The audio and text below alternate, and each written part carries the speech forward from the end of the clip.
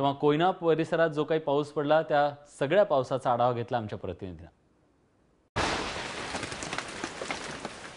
राज्यात पाऊस कोसळत असताना मात्र सातारा जिल्ह्यात पाऊस नव्हता, त्यामुळं सगळीकडे चिंतेचं वातावरण होतं। यात शेतकरी मोठ्या प्रमाणात चिंतित होता। त्याचबरोबर कोयना धरणातल्या परिसरातही पाऊस नसल्यामुळं तिथलं प्रशासन आणि हा आता वीज निर्मिती बंद होती की काय अशी परिस्थिती निर्माण झाली होती।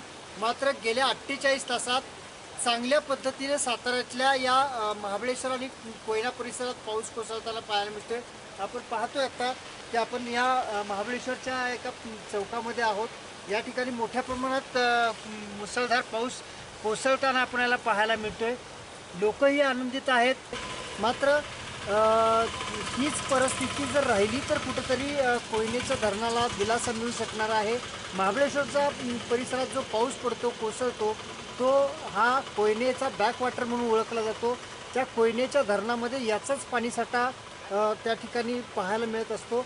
एकंदरीतच हा जो पाऊस आहे तो या महाराष्ट्राच्या जीवनदायी ठरणाऱ्या कोयनेसाठी उपयुक्त मानावा लागणार आहे।